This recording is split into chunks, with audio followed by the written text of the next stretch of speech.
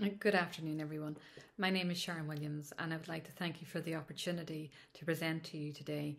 The title of my presentation is Living Well Until the End of Life, From Frailty to Resilience.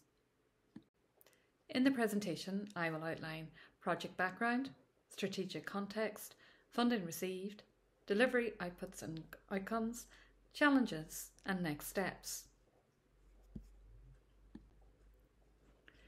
The project has two staff. It's myself and my colleague, Kathleen Bradley.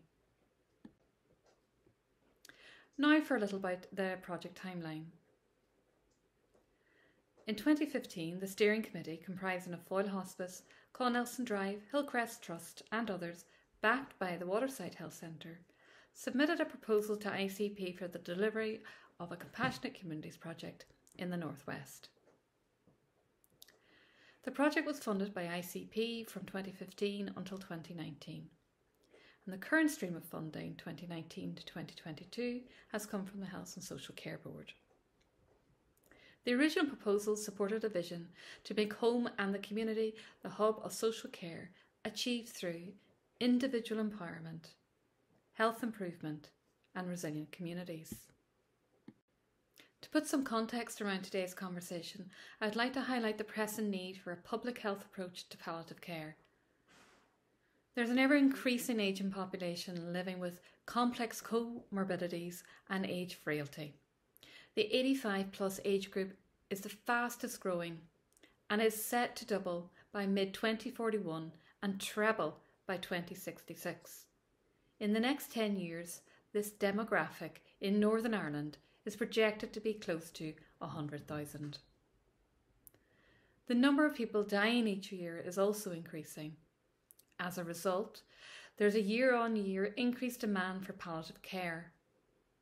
The number of older people living on their own is also increasing, with well-being impacted by loneliness and social isolation. These challenges are placing significant increased demands on health and social care services. Coupled with recent events such as Brexit and the pandemic, funding of these services presents a real challenge. There is a need for a change in how and where palliative care is delivered and by whom, calling for greater collaboration and better partnership working. Our aim is to establish individual and collective responsibility and helping to look after the dying, to support caregivers and those who are bereaved, by encouraging communities to develop its social capital. We are community educators and facilitators who exchange knowledge on palliative care and end-of-life care for community expertise and knowledge. Together, we co-design a compassionate infrastructure that enables connectedness and resilience. We advocate the importance of social support as an integral part of the holistic approach to person-centred care by raising awareness in the following: that palliative care is a right for everyone nearing the end of their life and not just for cancer patients. Palliative support includes support for caregivers, family and those bereaved. It resides within the field of health promotion, enabling quality of life at end of life, and promotes resilience when dealing with serious health challenges. The project has received annual funding of approximately $71,000 for the past 6 years. The pilot phase of 18 months, a further 12 months between 2017 and 2018, and a 3-year round of funding 2019 to 2022. The short-term funding at the beginning of the project impacted the long-term vision and required significant investment of project resources in securing further funding. The current 3-year funding has enabled a more strategic focus, and the stability has provided security for project staff. The project is delivered via 2 programmes taken from 2 perspectives. Pillar 1, End of Life as Part of Life, which addresses our death phobia culture and promotes death preparedness. Pillar 2, Vulnerable and Valued, engages with people impacted by advanced illness and age frailty and addresses the challenges that inhibit social connectedness. Much of the project's engagement is driven through conversation and art projects. Our community engagement is both on the ground in communities and online.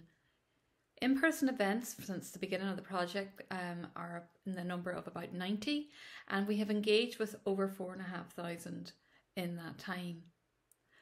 Our online engagement, which is across our social media and our website, tells us that 70% of our followers in Facebook are from the Western Health and Social Care Trust area. 82% of them are between the ages of 25 and 54. Our monthly engagement across all platforms is in excess of 15,000. And the engagement is highest with topics around how to talk about end-of-life wishes and jargon busters. Our cafes are part of our conversation programme, which we continue to develop through feedback. As a result of this feedback, we rebranded our death cafes as Down to Talk cafes in 2020. To encourage community take-up, a toolkit and train the trainer programme have also been developed. This model has been reviewed very favourably by the PHA and identified as a means to encourage public conversation. Down to Talk cafes are currently running online every 2 months. What we have discovered is that it's not necessarily that death and dying is taboo, but sometimes it is often to do with the lack of opportunity to talk about them. The cafe conversation is a very positive exchange of ideas and thoughts about end of life, and people report having a real connection with other participants. Our most recent cafe was one of the events during Pride Week. And on the screen there you can see an example of feedback. I didn't think talking about death was a thing, but after attending a few cafes I find myself thinking about it more in a positive way. It makes me think more about living. Feedback from the cafes indicates that 80% of participants feel more comfortable talking about death and dying as a result of attending a cafe. As mentioned, much of the project's engagement is driven through art initiatives, with community engagement both on the ground and in communities and online. In 2016, we hosted an art exhibition one day, which ran over a period of 2 weeks. The artwork was commissioned from 3 local artists, drawn on the theme of living with a terminal diagnosis, loneliness and isolation, and community support. An example of the feedback was, it made me think more about what it was actually like to have a terminal diagnosis, and it really opened my eyes. We have published a poetry book, Life After Death, written by Margaret Rowlandson, which beautifully articulates a woman's personal journey with her husband's end-of-life journey. During Palliative Care Week, we promoted the message, "It's more than you think," through our social media platforms and in the local press. We collaborated with the Institute through a volunteer's personal narrative, reflecting on the palliative care her husband received and how she has dealt with her grief since his death. We launched Northern Ireland's first death positive library in collaboration with Derry's Central Library, and continue to explore opportunities to normalise conversations around death and dying. During the week, we also undertook a local survey to gauge people's understanding of palliative care using the Palliative Care Knowledge Scale. Results confirmed that palliative care is still viewed as end-of-life care. The psychosocial element of the holistic care model is not widely recognised. The enablement aspect and improvement of quality of life is also not widely recognised. And palliative care is viewed as end of curative treatment and the end of the road. This information will inform our future initiatives so that we can highlight the importance of social support and how palliative care improves quality of life. Since 2015, we have hosted and participated in 90 events and engaged with over 4,500 people. More recently, we partnered with the Northern Compassionate Groups to deliver a webinar, "The Importance of Being in a Good Place to Die." In a couple of days' time, we are working in partnership with Fermanagh and Omagh District Council, ICP and the PHA to host a similar event during Positive Ageing Month. The project's whole population approach is based on the premise that knowledge is power. But unless it motivates action, it has little impact. As a result, the education programmes include reflection as a core element that might inspire micro, compassionate activities and transform whole communities. Our public engagement is designed to enable active citizens, compassionate champions, and a compassionate community watch. Workshops and other educational resources inform and enable individuals and communities to take action or make decisions for themselves. Education focuses primarily on the death literacy within the context of health improvement, providing knowledge and developing skills that empower people and communities to take action in living a more fulfilled life and planning for end of life. Last aid, palliative care and end of life care, education for everyone, has been developed in collaboration with the University of Ulster, with input from the lived experience. Further videos and animation resources are being developed with the Nerve Centre to enrich the audience experience. Finally, we are now in a position to deliver last aid in the community, with upcoming workshops scheduled for November and December this year. We've also developed resources to give people the tools that help them to find the words and the confidence to have those tender conversations around death and dying, and to help understand what grief is like for those living with bereavement.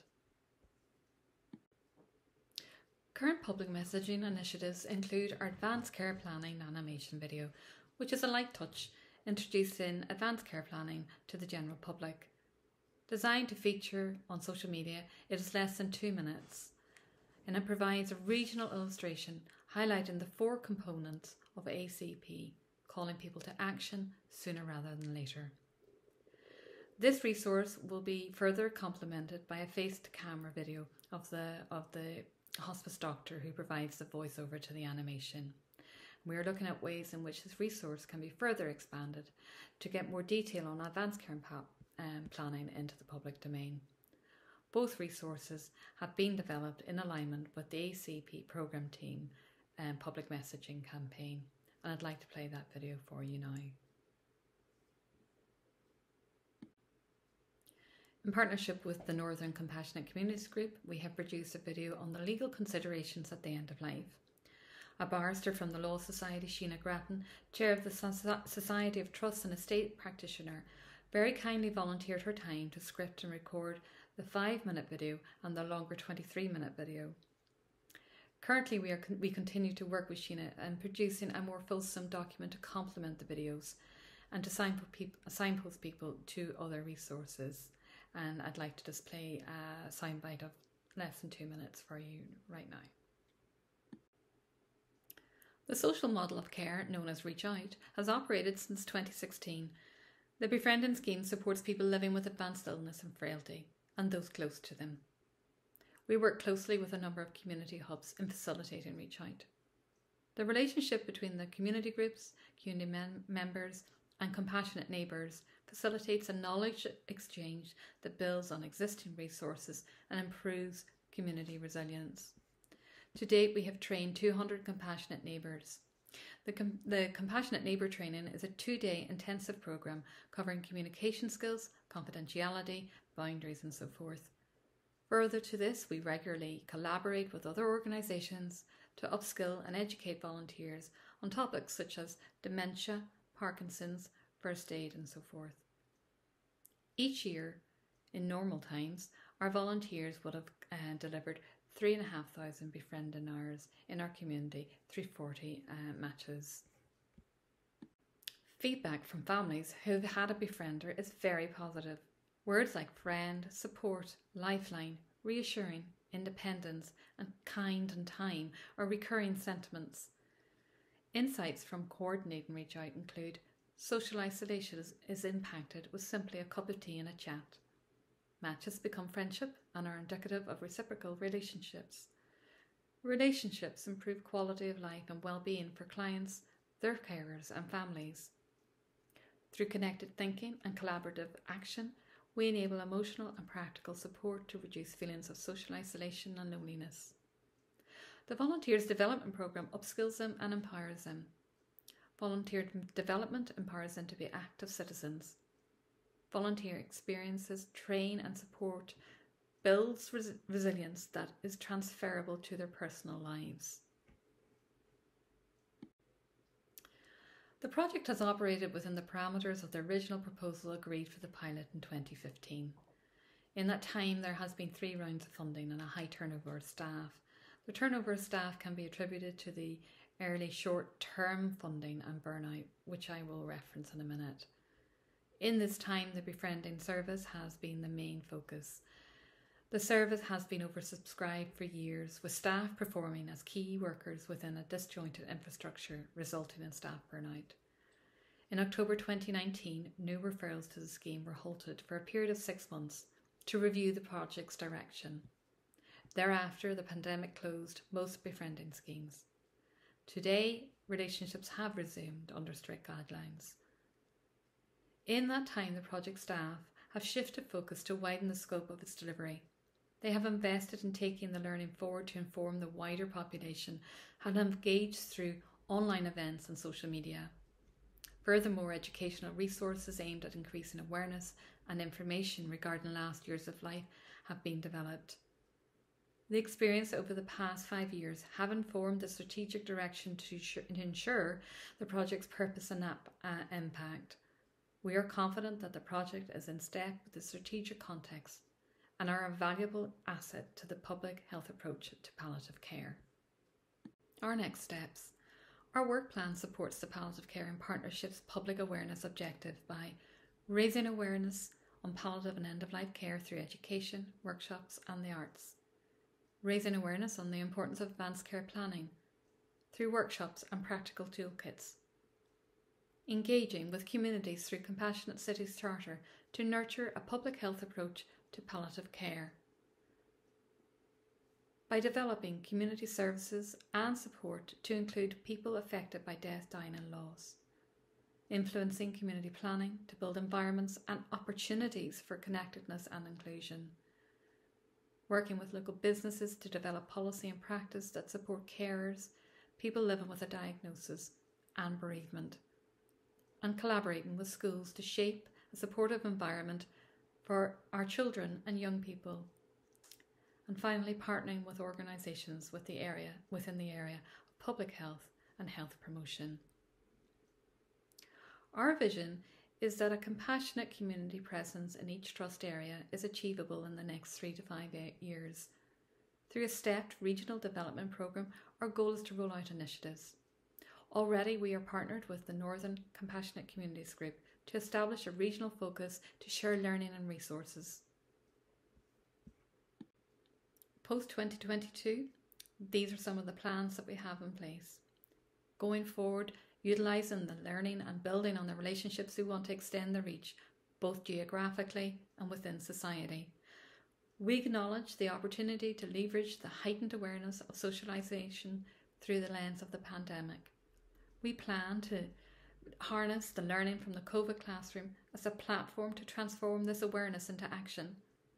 Together with others, we are exploring hosting a funeral fair to invite greater transparency in purchasing funerals and to encourage people to plan their funerals. The project has delivered Make Your Will workshops in the past. We would like to extend this as part of our Healthy End of Life Planning workshop programme, which runs over 5 weeks to offer advice and guidance on planning your future care, writing your will, organ donation, planning your funeral and sharing your wishes. Of course, all these plans can only come into place when they're backed with funding. That is the end of my presentation for today, and again, thank you for your time.